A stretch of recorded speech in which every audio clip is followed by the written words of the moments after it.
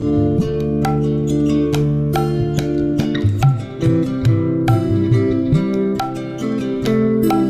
hey Vaishnava Guru, Duyara Saguru, Dasa Guru.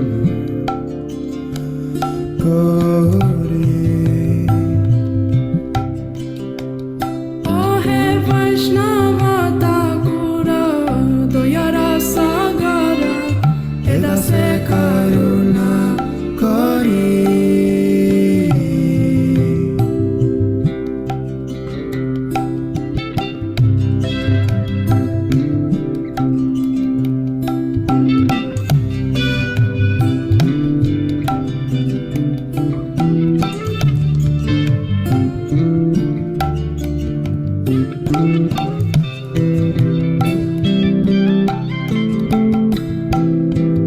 Diyapada Chaya Sodohe Amaya. Diyapada Chaya Sadaya Maya. Diyapada Chaya Sodohe Amaya. Tomara Charana Dhore. Tomara Charana Dhore. Chaya Vega Domi, Chaya Dosha Shodhi, Chaya Guna Deho Dasa. Chaya Vega Domi, Chaya Dosha Sodhi, Chaya Guna Deho डिप्लोमेंट से 5 रुपए का है Chaya Guna Deho Dasa. Chaya Satsanga Deho He Amare.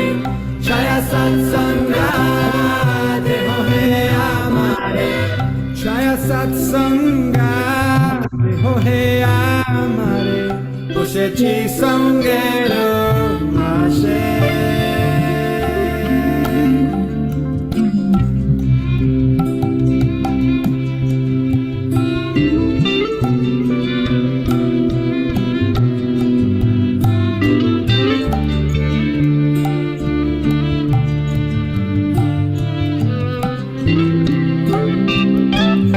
Ekaki amara nahi paya bala, Harinam Sankirtane.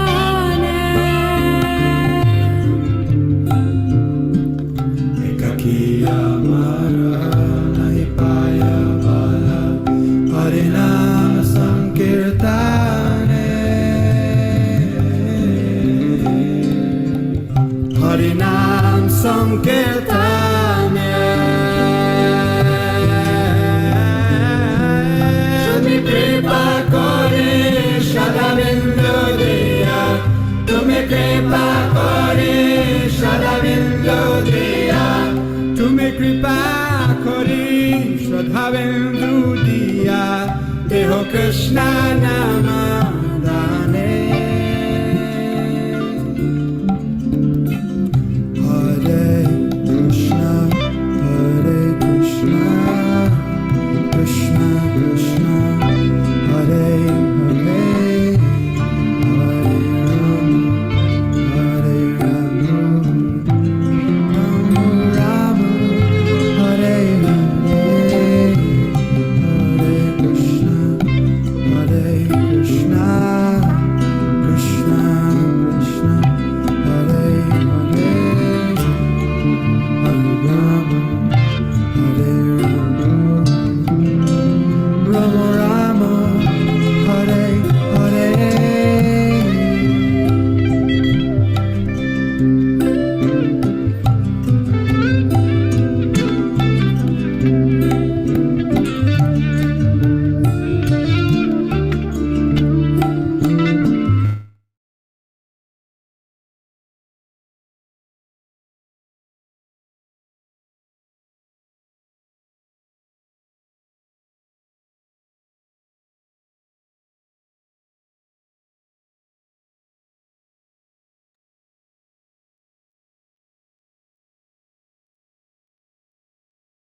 Hare Krishna, welcome everyone.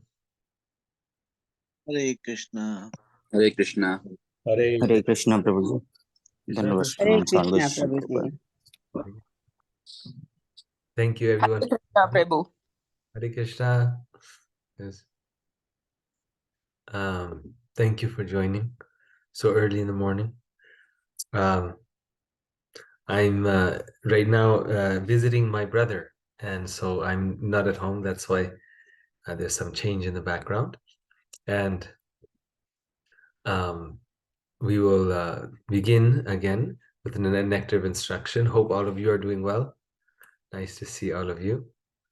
I will just 1 second.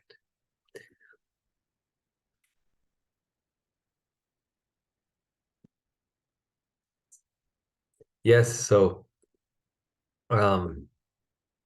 I hope everyone's home well and everyone is keeping up with work, and those of you who are doing the course keeping up with your reading also of the verses. And today we'll start with text 6, and before that we will chant the mantras to the spiritual master, the invocation prayers.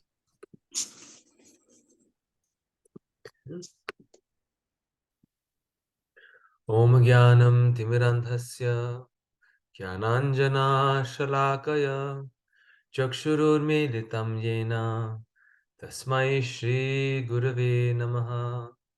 Shri Chaitanya Manobhishtam Stapitam Yena Bhutale Swayam Rupa Kadamahyam Dadati Swapadantikam. Vandeham Shri Guru Shri Yuta Padakamalam Shri Gurun Vaishnavangsha Shri Rupam Sagrajatam Sahagana Raghunathanvitam Tam Sajivam Sadvaitam Savadhutam Parijana Sahitam Krishna Chaitanya Devam Shri Radha Krishna Padan Sahagana Lalita Shri Vishakhanvitangsha. He Krishna Karuna Sindhu Dinabandho Jagatpate Gopesha Gopika Kanta Radha Kanta Namostute. Tapta Kanchana Gaurangi Radhe Vrindavaneshwari Vrishabhanustute Devi Pranamami Hari Priye. Vanchakalpa tarubhyasya kripa sindhubhya eva cha patitanam pavanebhyo vaishnavebhyo namo namaha. Shri Krishna Chaitanya Prabhu Nityananda Shri Advaita Gadadhara Srivasadi Gaura Bhaktavinda. Hare Krishna, Krishna Krishna, Hare Hare, Hare Rama, Rama Rama, Hare Hare.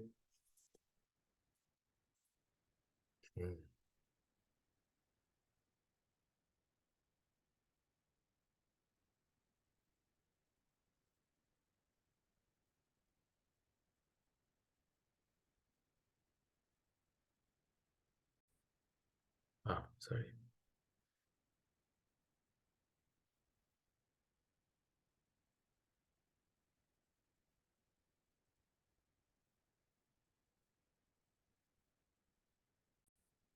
Okay, so last time, what did we talk about? Which verse was, it was obviously verse number 5, but what was verse number 5 discussing or dealing with?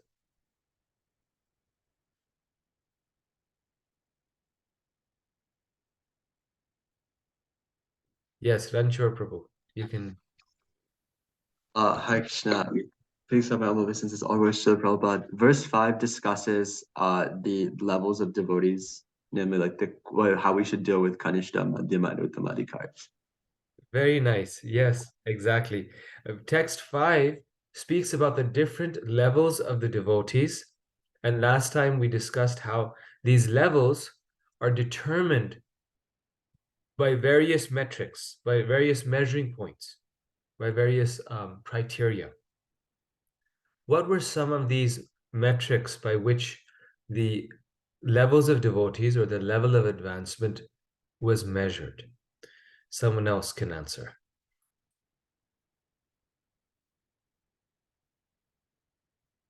So tell one way by which a Kanishta, Madhyam, and Uttamadhikari devotee can be distinguished. On what basis? Yes. Please unmute. Sanjeev Prabhu. Yeah, the Kanishta Adhikari is more into ritualistic, like he does a Krishna seva, but he is not having any understanding how to deal with other devotees. Whereas the Madhyam Adhikari, he does the Krishna seva, but he also knows how to deal with the other devotees, and he treats them well. And he also does the japa is done by both all the three devotees, right? So 16 rounds or more. And the Uttam Adhikari is actually a soul who does all those things which Madhyam Adhikari does, but he is much elevated. He can make any person in the universe, he can preach them and make them Vaishnava. So he is at such a level where he is following all regulative principle, and he is living a life where he is totally devoted to Krishna, and he has done samarpan to Krishna totally. Very nice. There's actually one point here is that the Kanishta Adhikari may be chanting 16 rounds or may not be chanting 16 rounds. The Kanishta Adhikari has not undergone Diksha. Okay. Diksha is which stage?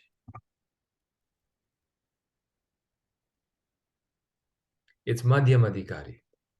Now, Yeah. yes, a person who has Diksha could also be a Kanishta. That is possible. But not necessarily all Kanishtas have Diksha. Even a person just coming to the temple for the second, third time can be a Kanishta Adhikari, because they have faith in the Lord, but they don't have faith in who? In other devotees or no? In the devotees. Yes, they have faith in the Lord, but they don't have faith in the devotees, right? So one criteria I think that you were mentioning was like their level of sincerity. Very good. What are other criteria that we talked about? We showed various tables. What are the different criteria? Someone else can offer. By faith. Yes, very nice. So by their level of faith, they are differentiated. And what are these different levels of faith? Yashoda Vatsala Prabhu. For the Kanishta, Madhyam, Manottam, what are the different levels of faith? So as Prabhuji also mentioned, the Kanishta devotee thinks Krishna only in the Archa Vigraha, while Madhyam Adhikari thinks Krishna not only just in Archa Vigraha but in others also. And Uttama Adhikari thinks Krishna in every living being. So that is now you were talking about vision, right? So in terms of faith, the three demarcations are Kanishta Adhikari's faith is wavering. It's not very steady. If someone else very smart comes along, they can pull them in a different path because they have not understood the philosophy. Their faith in Krishna is very little. They're worshipping mainly out of sentiment or tradition. And that's why we see, like in India, so many people get misguided. They start following this guru, that guru. They follow false gods. They follow impersonalist paths. They start worshiping the demigods.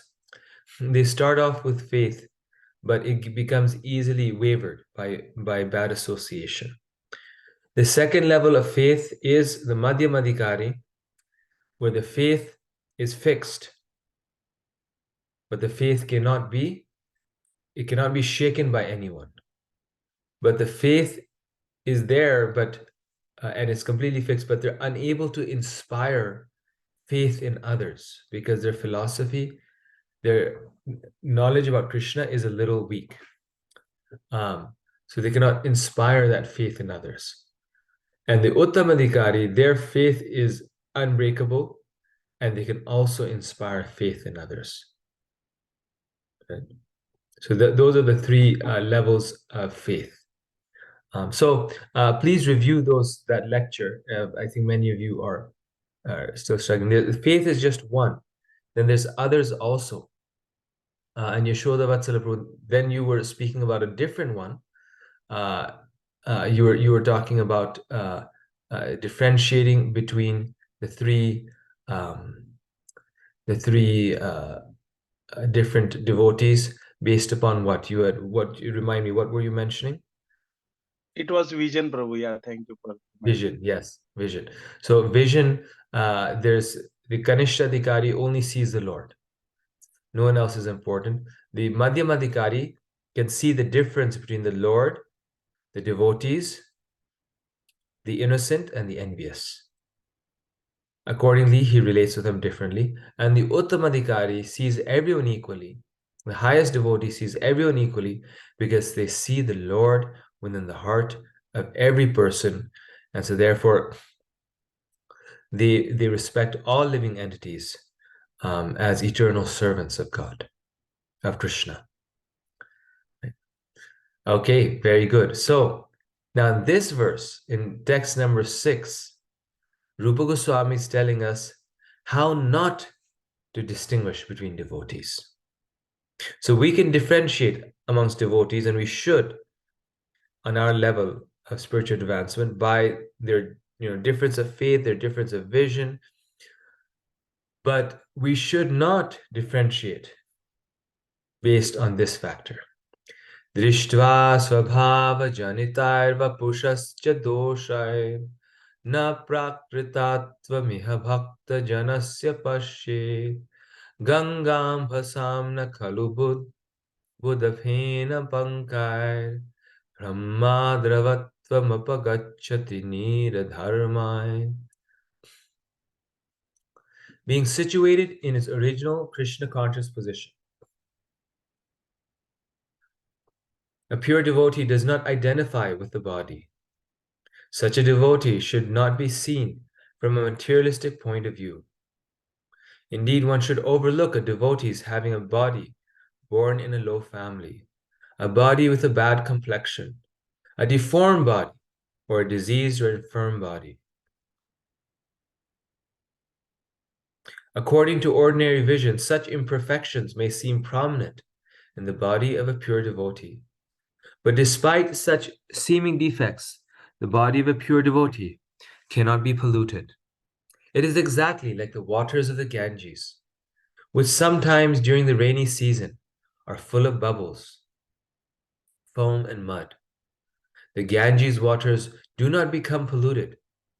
Those who are advanced in spiritual understanding will bathe in the Ganges without considering the condition of the water.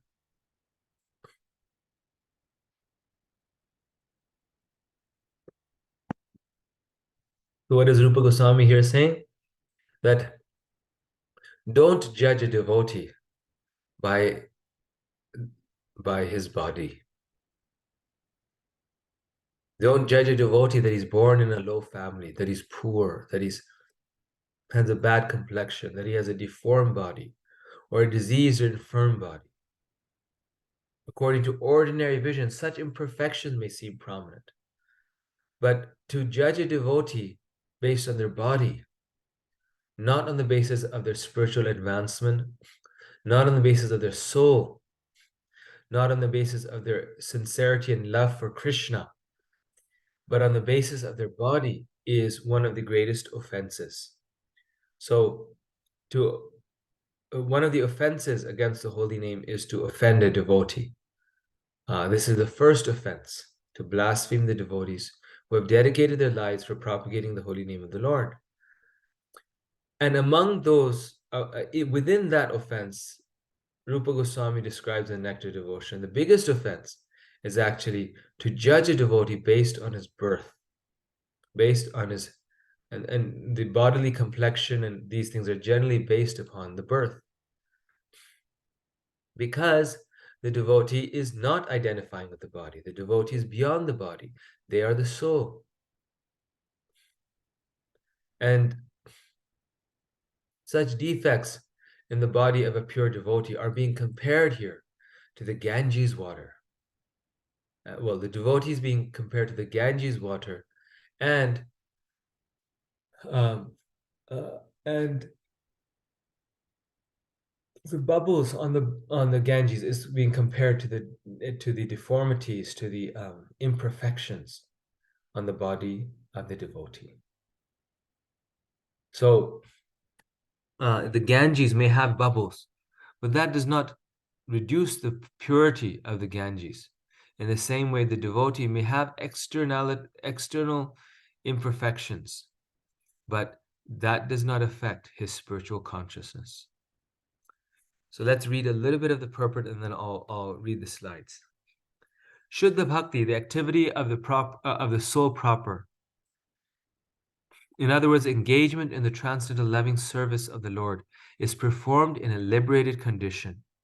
In Bhagavad Gita 14:26, it is stated, Mam chayo vibicharena bhakti yogena sevate sagunan samatitaitan brahma bhuyaya kalpate.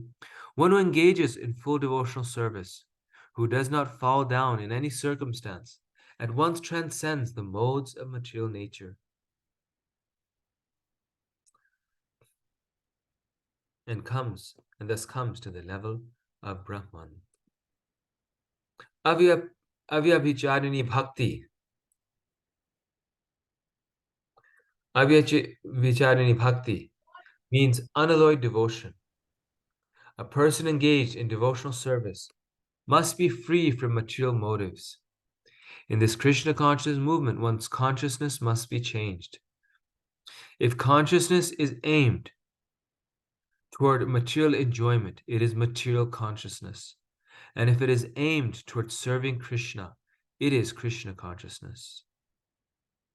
So just a point on this, that I was just listening, that how in Krishna consciousness, what is most important is the intention. When Krishna comes to Hastinapur, then Duryodhana prepares such an elaborate feast for Krishna. But Krishna does not accept it. Vidura also prepares a meal for Krishna, simple meal. But Krishna accepts it. So of the two, both of them made the same effort, or perhaps Duryodhana made even bigger effort. But Duryodhana's intention or his motivation was in the wrong place. He was worshiping the Lord because he wanted something. He wanted power. He wanted position. He wanted fame. He wanted, he wanted to boost his ego.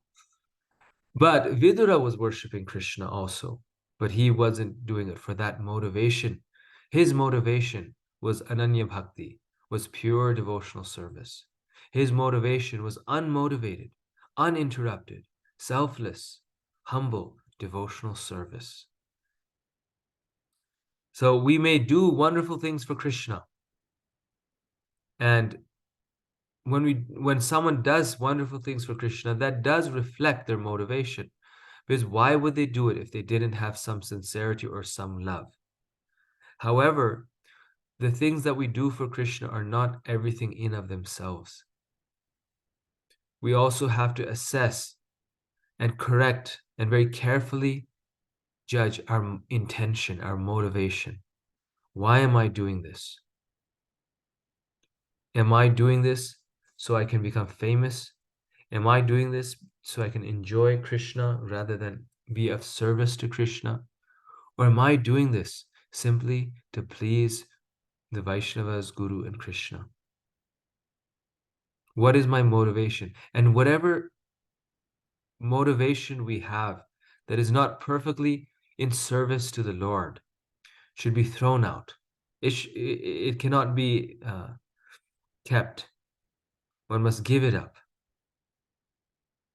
A surrendered soul, Prabhupada writes, serves Krishna without material considerations or material intentions, material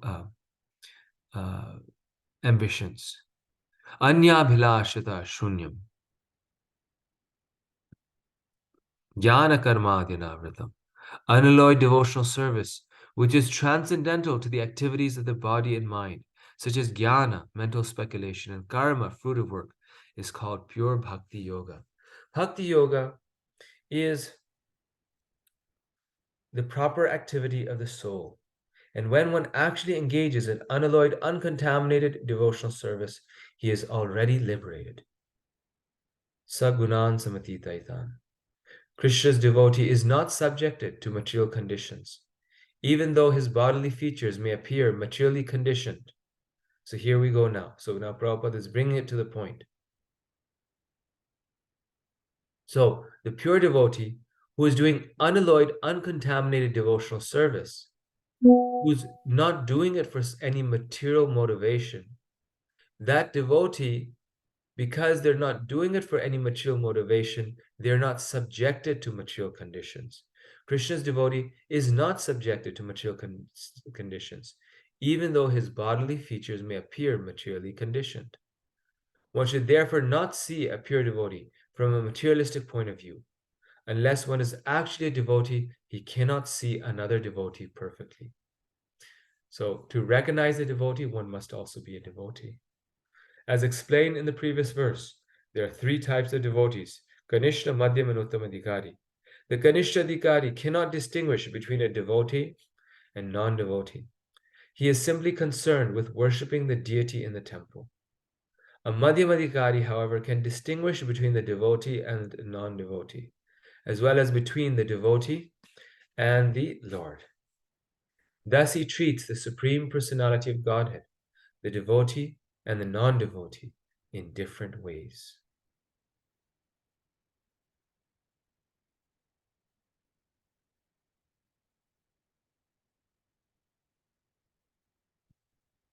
No one should criticize the bodily defects of a pure devotee. If there are such defects, they should be overlooked. What should be taken into account is a spiritual master's main business, which is devotional service, pure service to the Supreme Lord. So, over time, generally, simply because this is the way spiritual life works, the spiritual master is more senior and older in age. They have been practicing Krishna consciousness for a very long time. So we may see that the spiritual master's health deteriorates. The spiritual master may, when they walk in a crooked way due to age, they may not be able to speak so clearly or enunciate the words so clearly.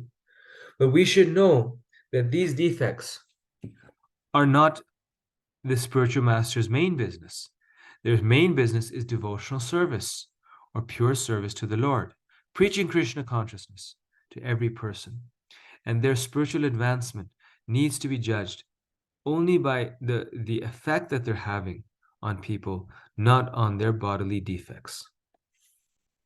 So this is the kind of the very important essence of this verse. I'm going to now share the slides. I just have a few slides on this one.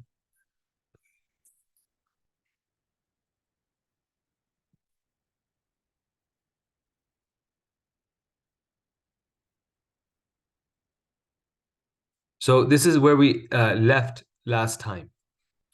In this verse, Srila Rupa Goswami advises the devotee to be intelligent enough to distinguish between the Kanishtadhikari, Madhyamadhikari, and Uttamadhikari. The devotee should also know his own position and should not try to imitate a devotee situated on a higher position. So following is good, imitation is not. Sometimes we cannot do what other devotees can do. The pure devotee is sleeping only 3 hours a day. But if we sleep only 3 hours a day, we are unable to perform our devotional activities properly. So this is what one should do. This is the end of the previous verse. Now, in this verse,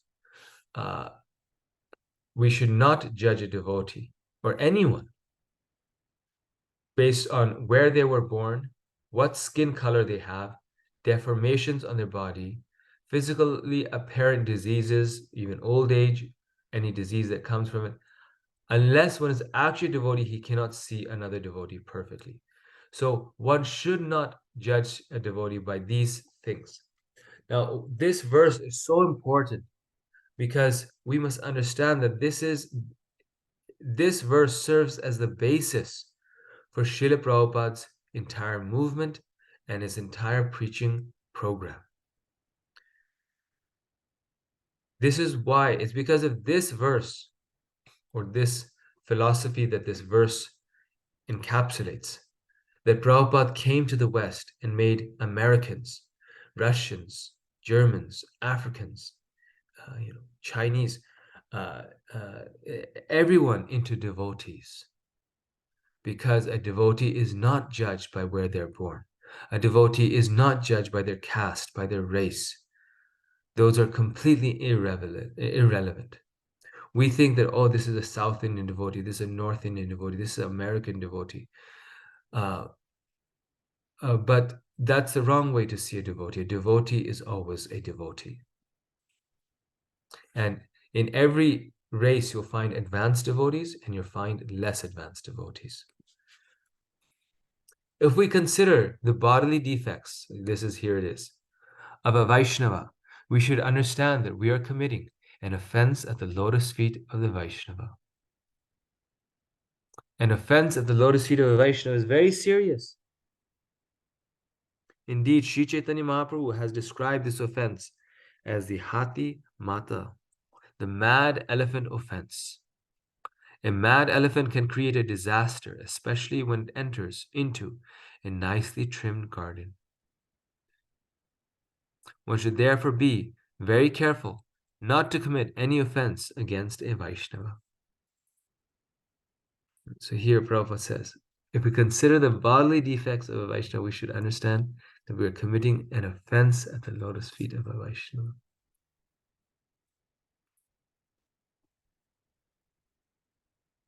Now, why is this offense called the Hati Mata, the mad elephant offense, or any offense against a devotee?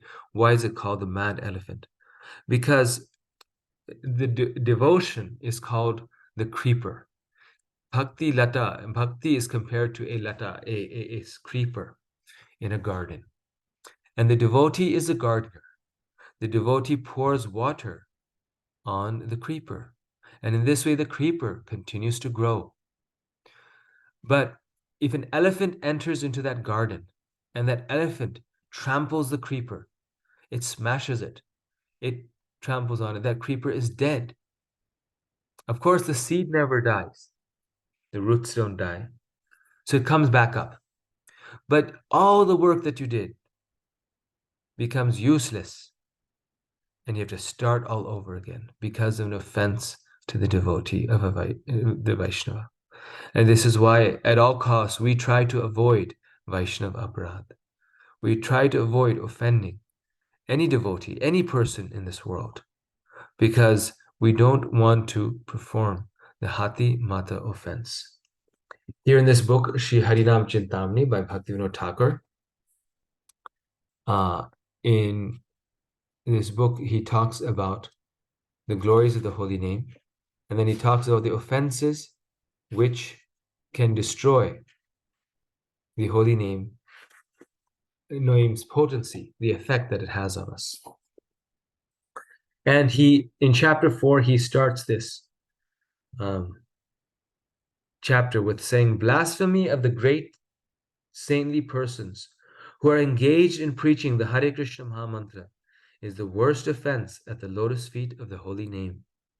The Nam Prabhu, who is identical with Krishna, will never tolerate such blasphemous activities, even from one who passes as a great devotee.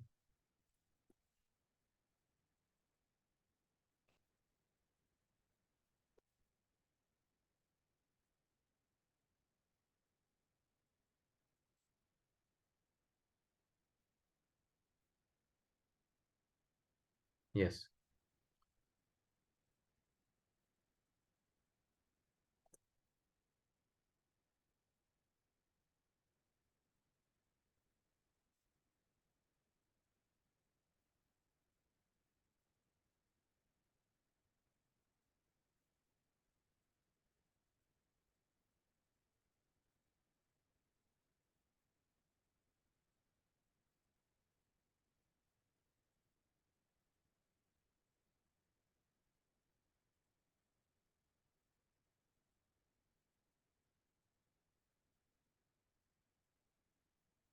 To blaspheme a devotee due to their past sinful activities is also great sin.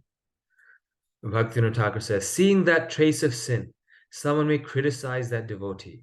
Seeing that he had previously sinned, someone may criticize his character. Such a critic is an offender. By blaspheming a devotee, he commits an offense to the holy name. He falls down because such a blasphemy makes Krishna angry. So to criticize a devotee for their past life, their life before they became a devotee, the mistakes that they made before they became a devotee, the sinful activities that they were doing, is also great offense.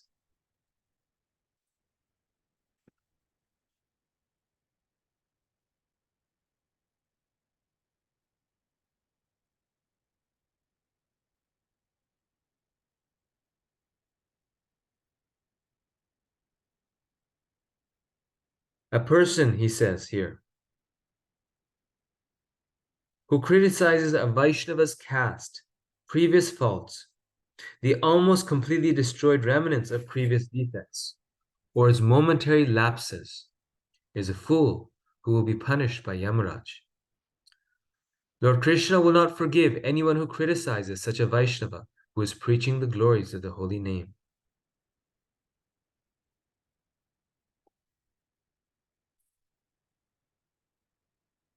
Therefore, a true devotee should avoid criticizing saintly devotees. He should be devoted to them. Association with saintly devotees and service to them are the activities of the true religion. A Vaishnava should always avoid the association of ordinary people. By associating with non-devotees, one comes to criticize saintly devotees.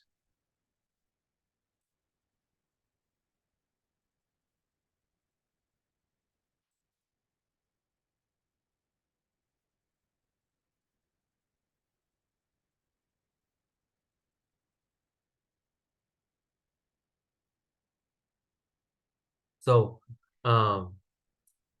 we last time also read that an advanced devotee, Uttamadhikari, is known by the fact that they have lost the desire to criticize. How did the verse go? Who is completely free from the tendency to criticize others. That is the Uttamadhikari devotee. So an advanced devotee, a great devotee, is one who does not criticize anyone, who is free from the tendency to criticize others. If he is chastising, then he's chastising, not criticizing. He's chastising for the benefit of the other, but he has no interest in criticizing anyone. And the less advanced devotee is someone who criticizes others. But because the advanced devotee does not criticize anyone, to criticize such an advanced devotee is a great offense. And that criticizing such a devotee or devotees becomes the marking of our lack of advancement. So we should stay meek, we should stay humble. Loving exchange with the Vaishnavas are 6. Know Vaishnavas 3 and how with them we mix, based on their faith, but not their body's hues. Loving exchange with the Vaishnavas are 6. Know Vaishnavas 3 and how with them we mix, based on their faith, but not their body's hues. Srila Prabhupada is here, yes. One final point on this, that we see that how the devotees are compared to the Ganges water. Many times devotees are compared to Ganges. There's one very nice song, Ebora Karuna Koro, where it says, Gangara Parasha Hoile Pashyate Pavan, Tomar Darshan Hoy,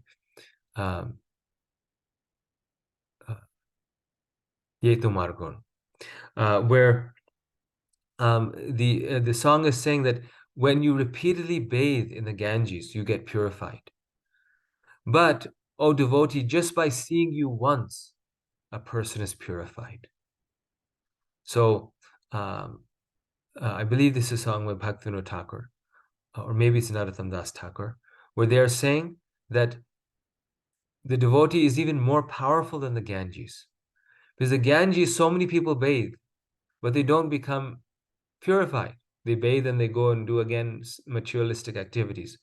Because in order to get purified by bathing in the Ganges, one has to bathe again and again, repeatedly, which is very nice. And so many people do this and they get purified. But the devotee's nature is that just by seeing them once, a person becomes fully purified. So therefore, a devotee of the Lord should not be criticized. Rather, we should take advantage of their association and purify our hearts. Okay, so this is text 6. Let's now move to text 7. One more verse, and then we'll have question and answer.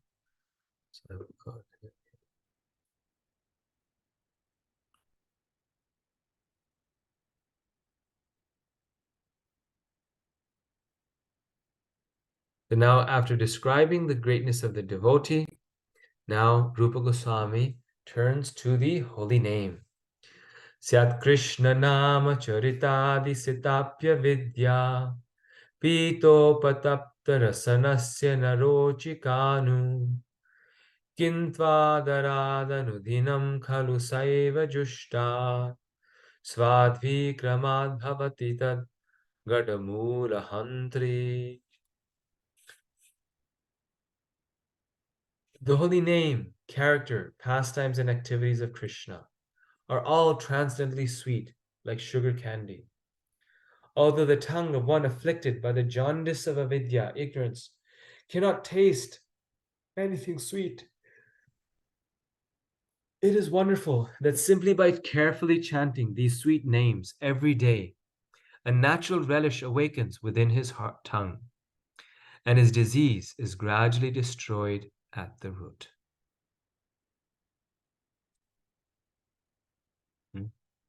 So nice. So this is such a major theme. Once again, the holy name, character, pastimes, and activities of Krishna are all transcendently sweet like sugar candy. Although the tongue of one afflicted by the jaundice of avidya, ignorance, cannot taste anything sweet, it is wonderful that simply by carefully chanting these sweet names every day, a natural relish awakens within his tongue, and his disease is gradually destroyed at the root. So, again, I'll read just the first paragraph here. The holy name of Lord Krishna, his quality, pastimes, and so forth, are all of the nature of absolute truth, beauty, and bliss. Naturally, they are very sweet, like sugar candy, which appeals to everyone. Nescience, however, is compared to the disease called jaundice, which is caused by bilious secretions. Attacked by jaundice, the tongue of a diseased person cannot palatably relish sugar candy. Rather, a person with jaundice considers something sweet to taste very bitter. Avidya, ignorance, similarly perverts the ability to relish the transcendently palatable name, quality, form, and pastimes of Krishna. Despite this disease, if one with great care and attention takes to Krishna consciousness, chanting the holy name and hearing Krishna's transcendental pastimes, his ignorance will be destroyed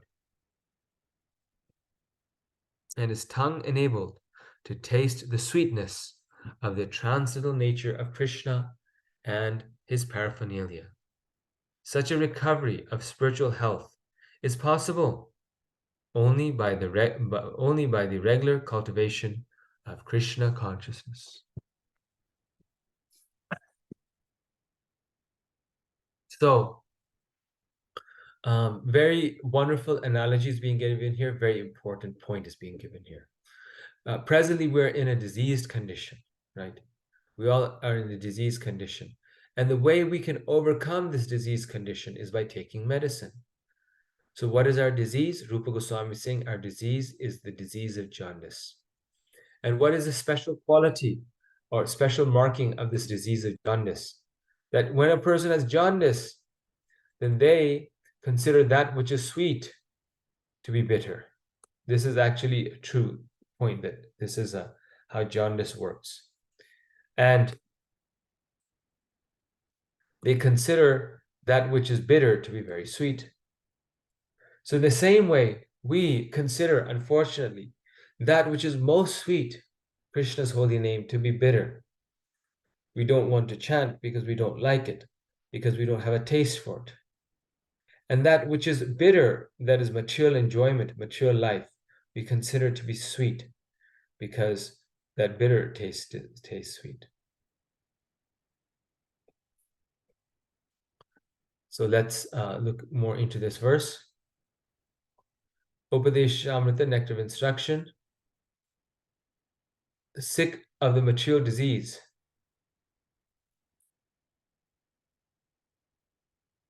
and we just read this paragraph.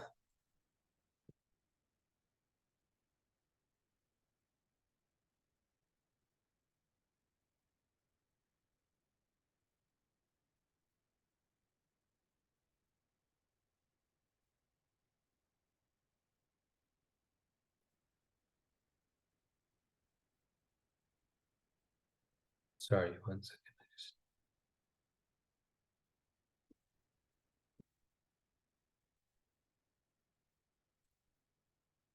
This is the next verse.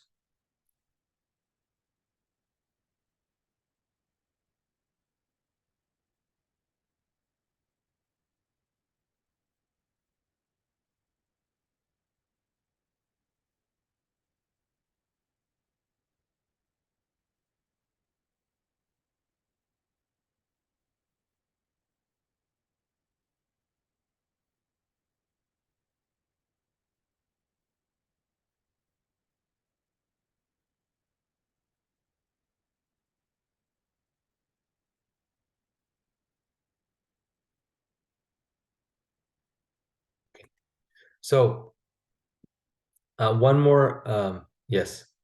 So I stopped the share intentionally.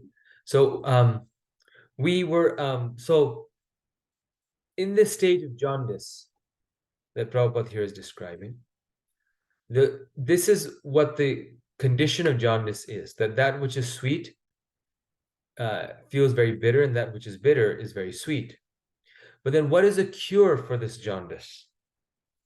The cure for jaundice, the natural remedy for jaundice, is that you actually have to suck on or eat rock candy. And by eating that rock candy, initially it's so bitter, the patient does not want to even touch it or taste it.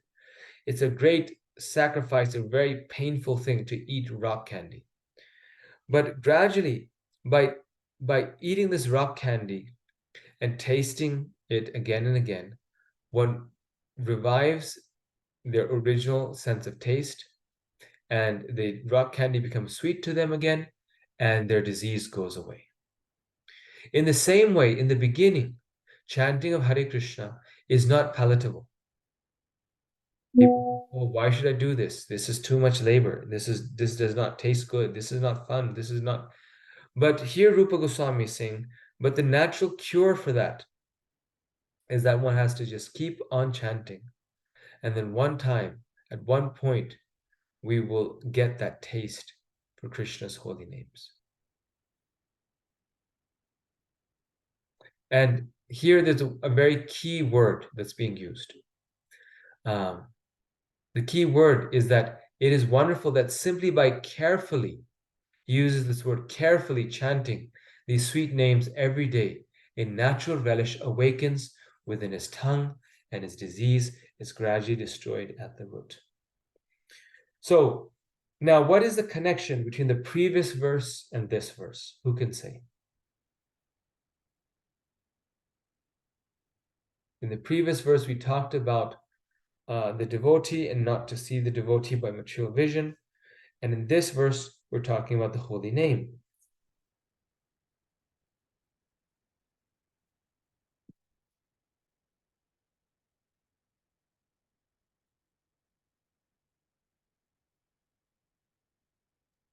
By chanting, we get the vision. By chanting, we get the vision, how to see the devotee, but also by not offending the devotee and seeing, by not offending the devotee and by seeing the devotee with the correct vision, we also get taste for the holy name. So there's 10 offenses against chanting the holy name of Krishna. And if we take those 10 offenses and we flip them around, then there's 10 things that if we do positively, then that helps in our chanting. It helps remove the disease of material life. And the first and foremost is related with the devotee. So Rupa Goswami, he's like preparing us. He's saying, if you don't offend the devotees of the Lord, then now you can chant. And also by chanting, we offend less. But giving up the offenses against the holy name is very important. And giving up those offenses means doing these 10 things. Those offenses are now here written in positive form. First is serve those who serve the Lord. Appreciate their good qualities. So rather than offending the devotees, serve the devotees. Adore Lord Krishna as a supreme enjoyer, controller, and friend. Respect great personalities such as Lord Shiva, Lord Brahma, and Ganesh as exalted devotees of Lord Krishna, but not as God. Carry out the orders of the spiritual master with enthusiasm and attention to detail. Honor and study the scriptures as the instructions of the Supreme Lord. Consider descriptions of the glories of the holy name given by the acharyas and the scriptures to be not even slightly exaggerated. 6. Experiencing the holy name as transcendental sound descending from the spiritual world. Not to give some mundane interpretation, right?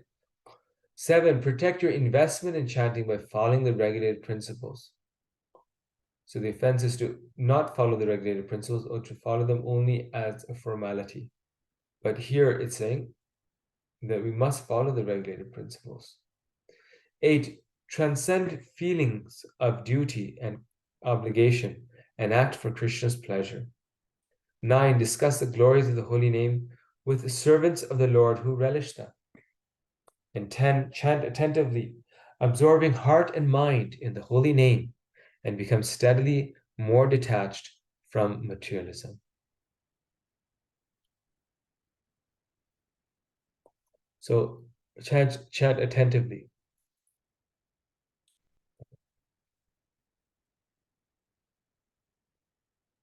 And then that will remove the final offense of being inattentive while chanting. So both of these points about the devotee and about being careful in our chanting, I like to highlight. And then after that, we will be done. Let's go here.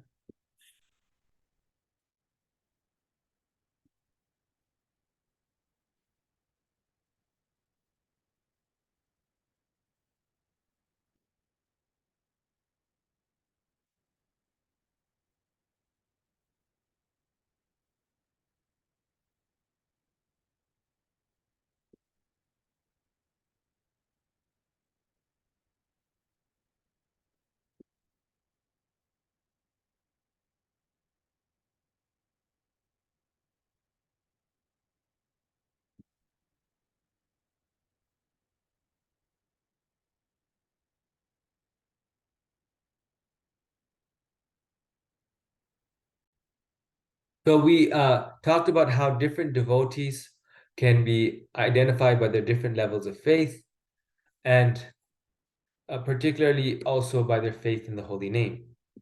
So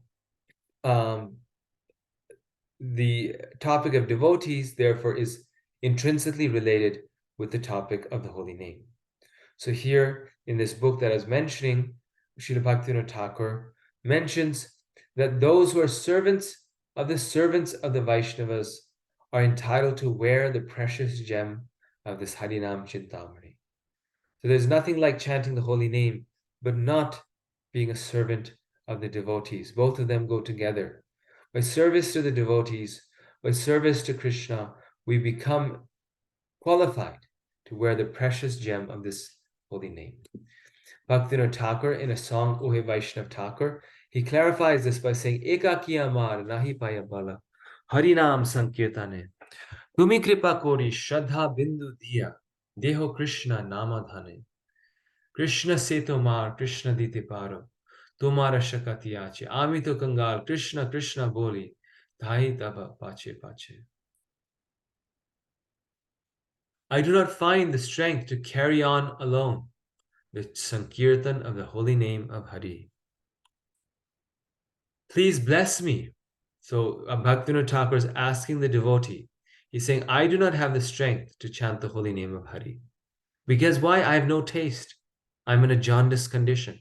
This is why so many people we find, we really urge them, chant, chant, chant, but they don't want to chant because they don't have that taste.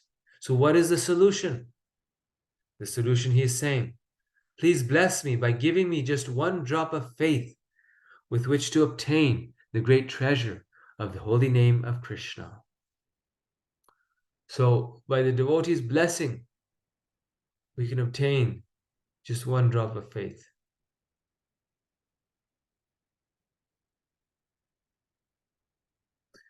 Then he says, Krishna is yours. You have the power to give him to me. I am simply your servant, running behind you, shouting, Krishna, Krishna. So the devotee has the power to give Krishna. And because he has the power to give Krishna, by service to the devotee, we get Krishna's holy name. The jaundice gets removed. We get Krishna's the taste for his holy name.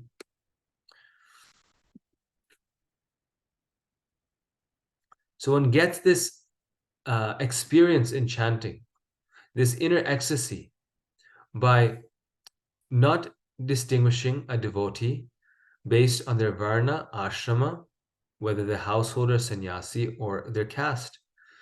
Bhaktivinoda Thakur says here, one must approach a householder Vaishnava who originally came from a very low caste. This is to stamp out any false understandings of designation and caste distinctions. Then smear all over his own body with great respect and faith the dust of the feet of that Vaishnava. He must also eat the remnants of this Vaishnava's food and drink the water that washed his feet. Of course, this is up to our level of advancement and the level of advancement of the devotee who we are associating with. But for the very advanced devotees, yes, we wash their feet and we drink the water from their feet because their body is transcendental. They are spiritual, they are transcendental. We eat their remnants of their food and we smear the dust from their feet over our bodies with great respect and faith. So this is why Krishna consciousness is a perfect philosophy. It's also the perfect social system because it liberates the whole world from any form of casteism. This is true, you could say, this is true equality. It is a truly egalitarian philosophy. It's the platform by which we can find true equality. On the material level, there are differences. One person is poor, another is rich, one is short, one is tall, one is black, one is white, one is a woman, one is a man, one is a child. So materially, we have so many inequalities, but spiritually, these things are not important and they cannot be held as important. So how does a Vaishnava imbue faith in the holy name in others? Here he explains further, by remaining in the presence of a Vaishnava for some time. One absorbs that bhakti energy flowing from the body of that saintly person. If one is sufficiently faithful, he can bind that energy within his own heart and experience immediate ecstasy. So here he's saying that just by the energy emanating from the body of a devotee, we get energized. Therefore, association. The people that we are around, we will feel energized or we will feel down. If we are not around devotees, their bad energy will enter into us. And if we are around devotees, then their spiritual power, their spiritual potency will enter into our heart and purify us. Right? By remaining in the presence of a Vaishnava for some time, one absorbs the bhakti energy flowing from the body of that saintly person. If one is sufficiently faithful, he can bind that energy within his own heart and experience immediate ecstasy. By just a moment's association, he writes, with a Vaishnava, bhakti is invoked in the heart of a pious person who will immediately be inspired to chant Lord Krishna's holy name. Gradually, the holy name will award him all good qualities.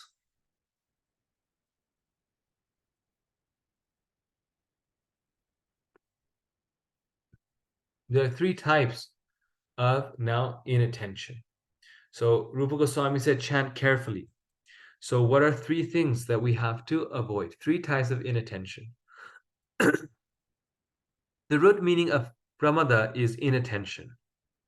O Lord, from inattention, all the anarthas come. So this not chanting carefully is actually the source of all the other offenses against the holy name. The first inattention is indifference. Being indifferent to the holy name, I don't really need to chant, I can chant some other time. It's not so important. So neglect or indifference in chanting is inattention. It's not anything so special. That offense against the holy name, thinking, oh, the holy name is exaggeration. That's indifference. Two, inertia. So some people, they know they should chant, they like to chant, they want to chant, but they can't chant more than 3 rounds. Why? Because of their inertia. It's laziness. This inertia stops us from advancing. It's the anartha of inattention. Inertia is a type of inattention. And the third one is distraction. When we are distracted,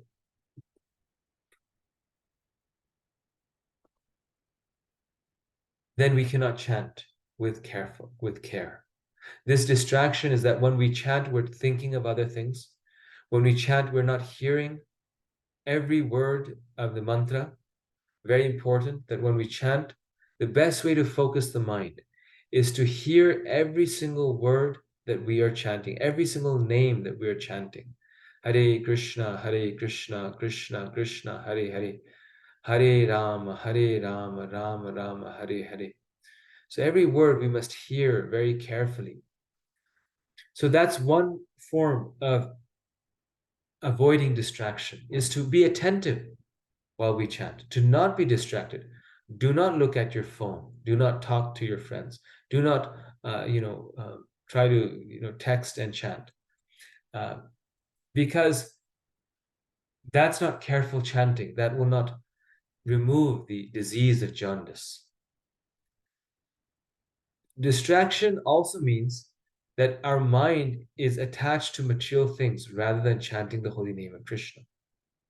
So distraction also means that if we do things in our life that are not in line with Krishna consciousness, then that will create material desires, and hence when we chant, that will create distractions in our mind. If our life is not consistent with our chanting, we will not be able to chant purely, because our life will draw us away from the chanting, because we have other interests and other hankerings. That is the material hankering. So distraction, that's why chanting is really a way of life. It's not just about those 1 or 2 hours. Chanting is about about practicing spiritual life. And this is why Prabhupada gave us the full package, that we have to do all these things. We have to do seva, we have to do hearing of scriptures, chanting, we have to do service to the Vaishnavas, all these things. If chanting is so powerful, why not chanting? Because by doing all those things, our heart becomes fixed in Krishna, and then we can simply chant. Our mind will naturally flow to Krishna because we have no other distractions in our life. Our only purpose in life is to attain Krishna. So here are some verses in which he's explaining these three things. As long as that attraction has not yet arisen, he should always chant the holy name very carefully. So one who's a spontaneous devotee is saying here, who's a pure devotee, their mind, Gange Bodham Udanyati. Here's another metaphor involving the Ganges. Queen Kunti says their mind flows to Krishna like the Ganges flows to the ocean. They don't have to try to be attentive, they're naturally attentive. But until that attraction has not arisen, we have to chant the holy name very carefully, with intention, with effort. Everyone is naturally attracted to material sense objects. When one remembers them, one becomes attracted to sense objects. If one is attached to other things and is indifferent to the holy name, even if one is attracted to other things and is indifferent to the holy name, which was, remember, the first one, even if such a person chants japa every day, his heart will not be absorbed in the holy name. His thoughts will be in one direction, and the holy name will be in another direction.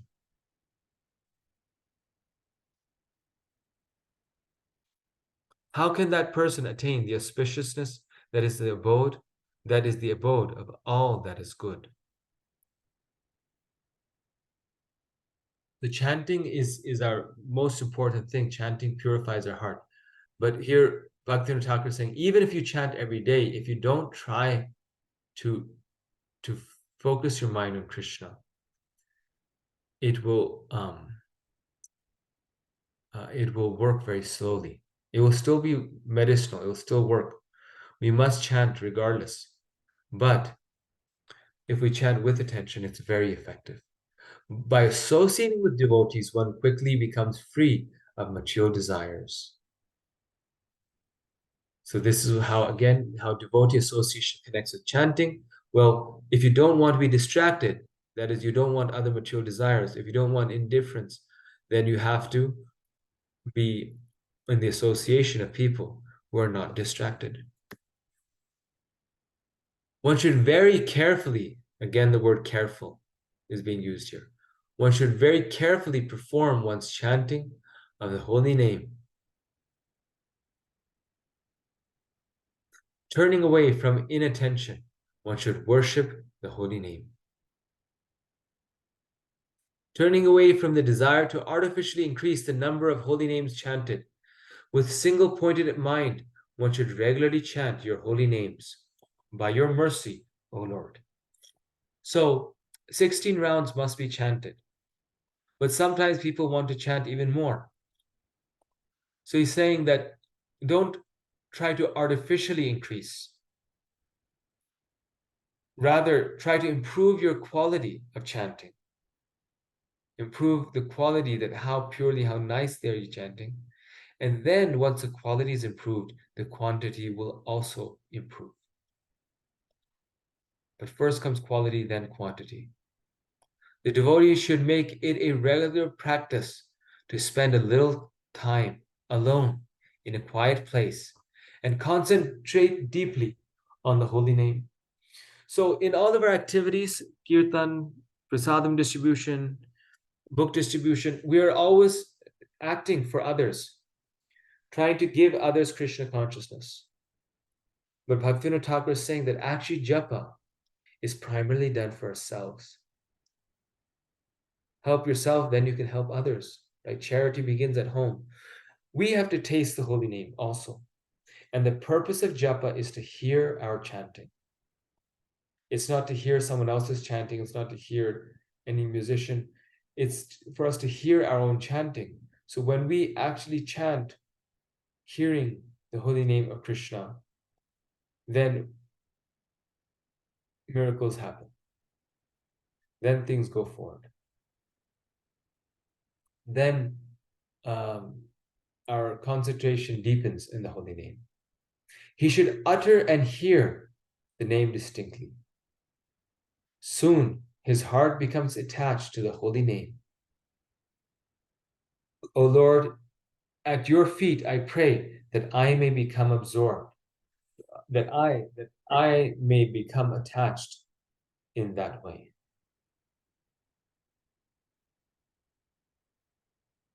So here he's also giving us technique that we should utter it and say it like many of you are so nicely, distinctly. Every name is distinct. We should chant in a quiet place, because this thing we're doing for ourselves, we must hear. And if there's other noises and things, then we cannot hear what we're saying. The holy name we are chanting, but we cannot hear it. And we must pray to Krishna. Prayer is very possible, that our heart may become attached, our mind may become attached to Krishna's holy names. Okay, very nice. And one very last thing here. Prabhupada is talking about this in the purport, so I just want to make sure that I cover it.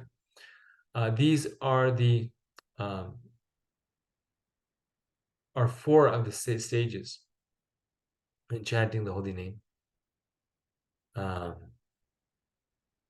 These are the different stages in the path of bhakti. The first one is Shraddha, or faith. See, so that's again distinguishing devotees based on their faith. The second is Sadhu Sangha, which is associating with devotees, inquiring from the spiritual master. That's Sadhu Sangha. The third one is Bhajana Kriya.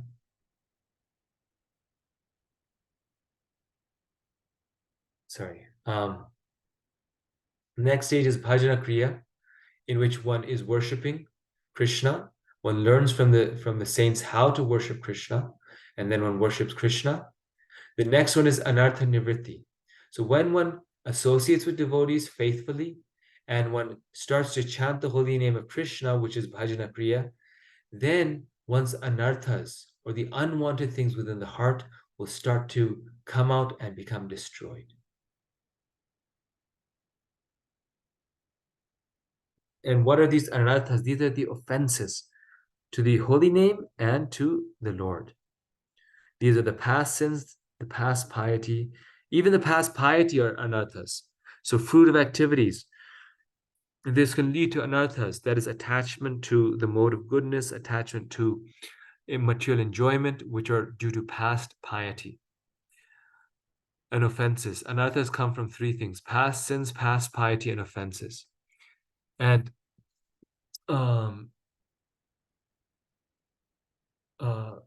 these are the different anarthas here that are liberated. I won't go in there in detail, but there's anarthas that are like bad habits. There's anarthas that are due to our false ego. There's anarthas from past pious activities, which is anarthas which are desire for pious enjoyment, to go to the heavenly planets. And the last, not the last one, but the next one, the fifth one, which Prabhupada speaks about in this purpose, is after we are cleansed of the anarthas and we are engaged in bhajan and we are devout to the Lord in faith, then we come to the platform of nishtha, in bhakti and in the quality of bhakti. Steadiness in body, mind, and words. Determination becomes easy. Steadiness in qualities refers to humility, giving respect, friendliness, mercifulness. Maybe steady in bhakti, but not steady in these, or steady in these, but not steady in bhakti.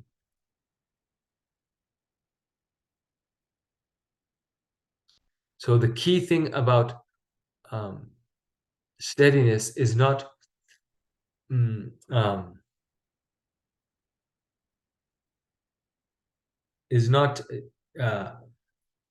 these things. which are important, but they are coming automatically from steadiness in bhakti. That is the most important steadiness. And that is the point of nishtha. So by chanting, Prabhupada here is saying, we come to the platform from Shraddha all the way to nishtha, being fixed in Krishna's service. Okay, so I will stop here and see if there's any comments, questions. We have about 15-20 minutes, so this is perfect.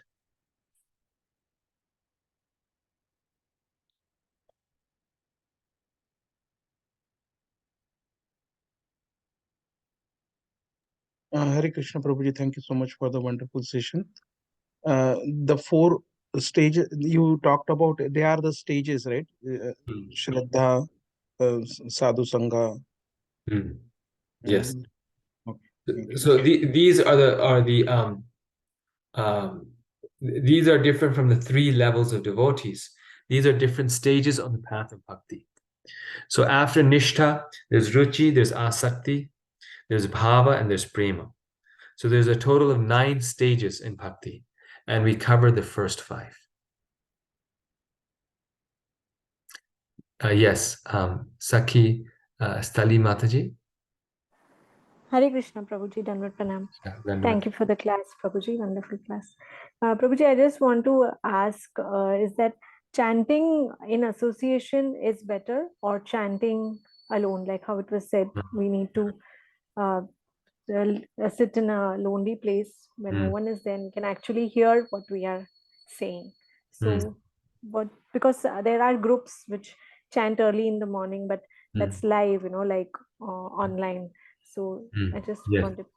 Sorry. Yeah, so chanting in the association of devotees is very nice because it regulates our chanting, it inspires us to chant. We chant because of their association, we get inspired by that chanting. However, we should chant in such a way that we can also hear our chanting. Because if we chant with a lot of devotees, but we can't hear our chanting, then our mind will go here and there.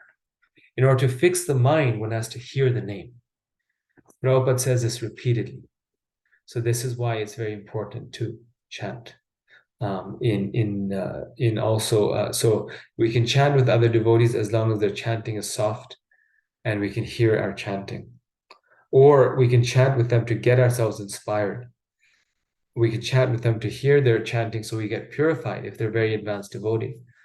But chanting particularly is done for one's own self. This is our time with Krishna. Bhaktivinoda Thakur says, we will see Krishna. We will have Krishna's darshan in the course of our chanting, through the chanting. So in the advanced stages, devotees often chant alone because they don't need that continuous inspiration like the children do. And so they're able to chant alone. Thank you, Prabhuji. I just want to share something which I learned from a class. Yes. That these 3 P's are very helpful in our chanting. If we remember these 3 P's while we are chanting, the first P is the posture, how we are sitting. The second is the pronunciation, that we should pronounce it well so that we can hear it well. Because when we try to pronounce something well, we are trying to hear it very nicely. Yes.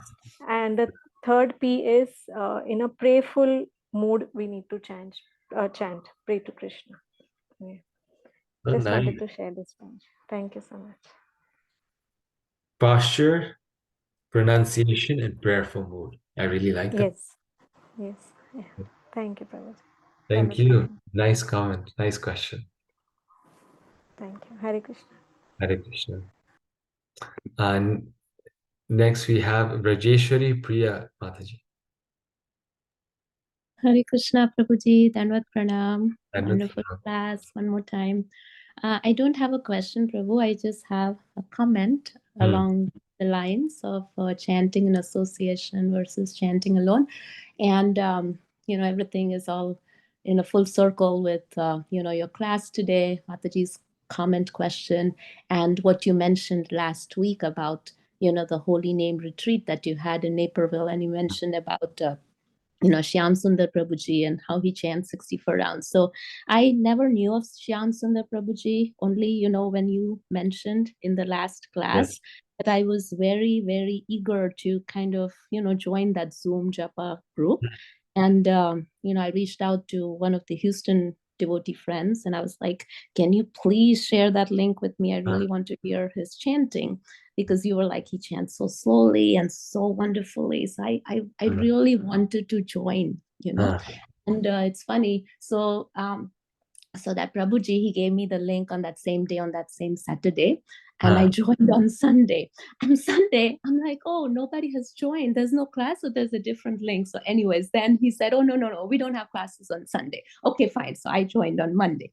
And, Prabhuji, the way he chants, I mean, and his rules, like, the other japa groups that I've joined, either they're too loud, too fast. And in the end, I'm like, oh gosh, I cannot chant here. So I've left, I cannot, chant in association. In this japa group, he has these special rules where do not unmute, as you said, if you cannot chant, where others can hear their own chanting. So with those rules, it's pretty much we can only hear him chanting. And he chants now, he was saying so I've joined his group since the whole. So, this, what month is this? Chaturmas, so he said, now I'm going to start chanting from 2 a.m. CST. So I'm sorry. Well, he was going to do it half an hour sooner than what he normally does. So he does normally 2:30 a.m., but now he's going to start 2 a.m. So I joined maybe my 3:30ish, 4 a.m., which is like his maybe 3 a.m. I don't know. I'm getting confused. Okay. But the point is, the 3-4 hours that I've heard him chant, it is the same tone. He is pronouncing every word, every syllable in the same way that he, does from the beginning to the end. In between, he has like 15, like, sometimes we could go fast, slow, sometimes we're yawning. No, I have not noticed that at all, the same tone, the same. And, even in today's class, as you were mentioning, when you hear a pure devotee chant, it's just a different melancholy, a different experience you feel. And as I'm hearing him, it's like so pure. And he keeps asking, the newer devotees that join, is my chanting okay? Am I pronouncing correctly? And he's so humble. And he keeps asking, in the chat, am I okay? Am I too loud? Am I too soft? But like, it has been such an amazing experience just hearing him chant. And, he has this 15-minute japa meditation, which is totally out of the world. He has his background music. I mean, it's so soft background music. And then he's talking about how we should be grateful to all the acharyas. And I'm sure you've heard of that, but it's just been such an amazing experience. And thanks to you, Prabhuji, for mentioning that I was then, introduced to that japa group. But I just wanted to make that small comment. Thank you, Prabhuji. Thank you for that comment so much. Actually, thank you. You're by this comment inspiring us all to chant nicely and to seek good association so that we all can chant nicely. I've been joining him also every morning, most mornings. But I've been joining on the YouTube because he has a Zoom call and then he has a YouTube that, well, you can join along, but he doesn't know that you're there or others don't know that you're there. And that Zoom call is this YouTube. So I've not been joining the Zoom, but I've been joining this YouTube and hearing and chanting along with him. But when he came to Naperville, like what you're saying, he was one person that actually sort of revolutionized. He really changed my japa. Like other people have affected it, but because he practically showed it how you do it, he actually revolutionize it. It was more than the philosophy or trying to it was more than just the ideas or the concepts, but actually you could get a nice taste. You can Yeah. actually do it yourself. Like you can actually then copy what he's doing. Yeah. Not that much, obviously. We cannot imitate that much, but imitate the way he's doing, and as a result of that, improve one's own chanting. And the key thing that I learned, both from Rompat Swami Maharaj and from him, is that we have to hear every single name. If we are actually hearing every single word, then, like you're saying, we'll pronounce it properly, and then our mind cannot wander here and there. One other comment regarding this YouTube versus the Zoom, I think a lot of Naperville devotees joined his Zoom. And so, I think he's very happy with that. And so he recognizes the devotees that joined, like if someone joins early, he'll say such and such person joined at this time. And if somebody doesn't, so he recognizes the devotees that join on Zoom. He really tries to encourage them. So if somebody does not join, then he's like, oh, she hasn't joined today. Oh, I thought she joined today. So he's like recognizing every individual like that. And he has like 45 people by the end of, the time for chanting. So it's really wonderful. And he's so realized, like, he's reading Jaiva Dharma now, and he's just reading the book. But in between, he'll put one or two sentences of his realization, and that changes everything. Almost like, it's not like he's giving a class, he's just reading the book. But just little realizations, like 2 sentences he might add. Like I can just give you an example. Like he was giving an example of how the material world, like some people can be fat, some people can be thin, some people can be rich, some people can be poor. Everyone is different. And he was saying that the rich person, the poor person will spend his entire life, trying to be rich, and the fat person will be, spending his entire life trying to be thin, trying to be like the other person. But at the end of life, he will realize that all this just a waste, and the real purpose of his life was, to attain, the love of Radha and Krishna. But he'll just say that in 2 sentences, and that changes the whole thing, your outlook or everything, He's so realized. And thank you so much to you, Prabhuji, for introducing me to such a great Vaishnava. Thank you, Prabhuji. Thank you. Thank you. Wow. Yes, such a nice point. Amazing.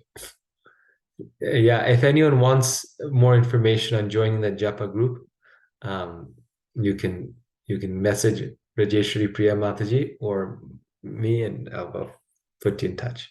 No, Prabhuji, I'm very new, so let them message you because you might have contacts with him. I just joined him, so I'm very comfortable just texting him. But I think I'm going to reach out to him just for personal guidance, like how best, to utilize my time. And he really encourages every new person that comes to his group, and how he can help. Thank you. Yes, very nice. Wonderful. Thank you. Sanjeev, Prabhu.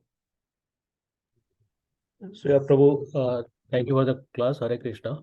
So there is, when I was reading this 6 description, so there it is given that sometimes seems to the devotee seems to engage in abominable activities, he should still be considered sadhu.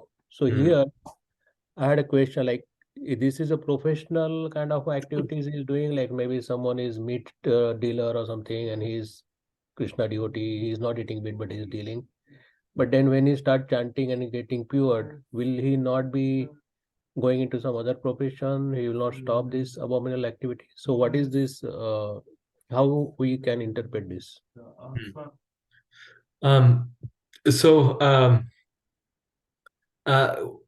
That's what they were. Bhaktivinoda Thakur was saying that due to some, you could say, he said, put it so nicely. He said because of some, past lingering attachments or vasanas, basically still some imperfections, impurities. The devotee may make a mistake, but it's a slip. Basically, they have a slip. They'll make a mistake, but they're seriously practicing Krishna consciousness. They're seriously trying to make advancement, and they are advancing.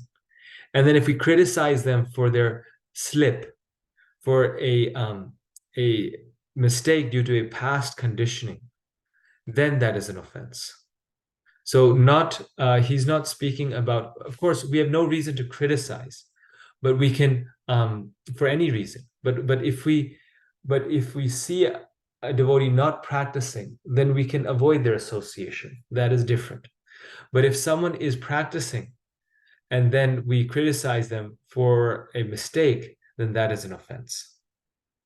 So like it must be like one mistake he made, and in Yes. his like devotion, he made one mistake, but he went back into his again devotional service. So that is what is being said here, right? Yes. Not like continuously he's doing the abominable activity Hmm. and he's doing devotions, and then that is not what is interpreted here, right? Exactly. Yes.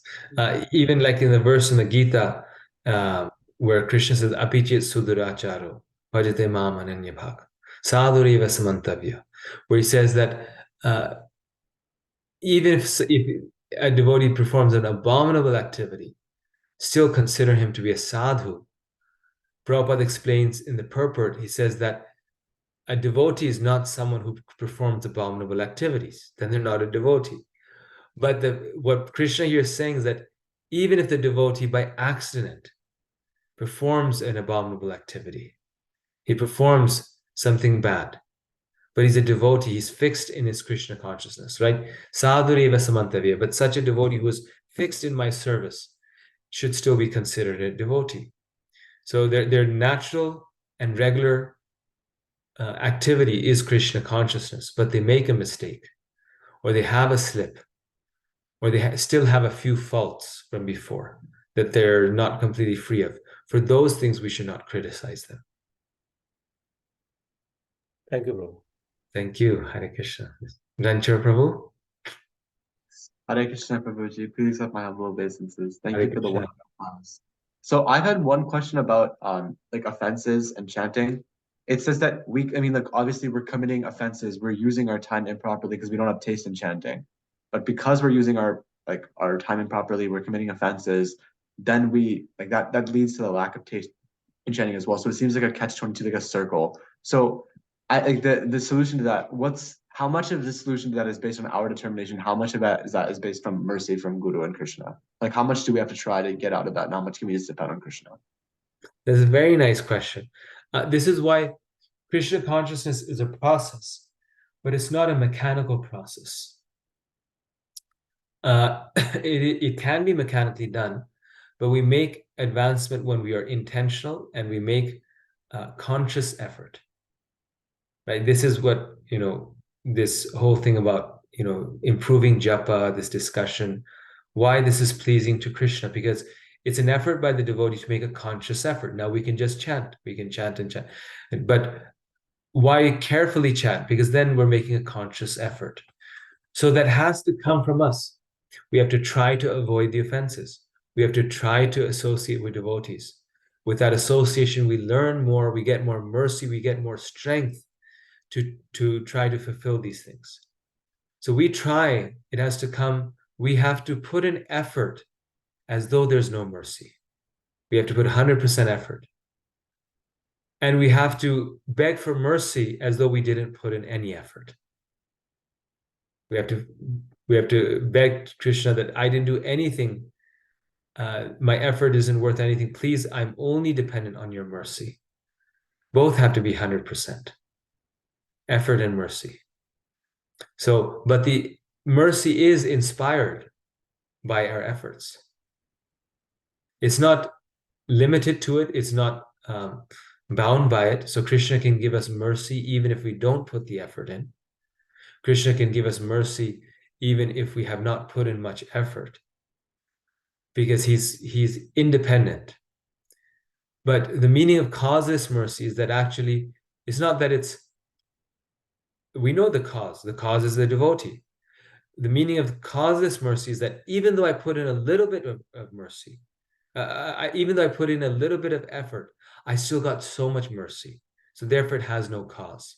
The cause is not my effort. The cause is just the mercy itself, because I didn't earn it. That's why it's causeless. There's no exact reason for it. It was just given to me because I'm fortunate. But at the same time, that causeless mercy, which is far greater than our effort, is inspired if we put some effort in. Just like so many people met Srila Prabhupada, right? Prabhupada was a pure devotee. He gave out causeless mercy like anything. So he was a pure devotee and he gave out this causeless mercy. But why did everyone who met him not become a devotee immediately? Why did only some take up the process? Because they also consciously made the effort. And that effort allowed them to accept that mercy, to imbibe that mercy. So both have to be there, 100%. Does that answer your question? Yes, Prabhuji. Thank you. Thank you. Nice question. Okay, thank you very much. We're just 5 minutes over time. Very nice discussion. Please now complete the homework until text 7. We covered until text 7 today. And the next time we will read the essence of all advice. So thank you very much. Hare Krishna. Hare Krishna, Prabhuji. Thank you very much. So do we have to send the homework, Prabhuji? Sorry to ask this question. I forgot. Yes. So you complete the homework and you send it to an email, and I'll share that email on the group. I already did in the past, but maybe you joined after. There's gopalharidas@gmail.com. That is the email. Sure, Prabhuji. Thank you very much. Hare Krishna. Thank you. Prabhuji, there was another email, ISKCON Indiana. Yes. Can we send it on that also? That also is okay. I made a new one for this because now I don't live in Indiana anymore. But that's also okay. Yes. Okay. Thank you. Good one. Thank you. Hare Krishna. Thank Hare Krishna, Prabhuji. Hare Krishna. Then Hare Krishna. Hare Thank you. Hare Krishna. Hare Krishna.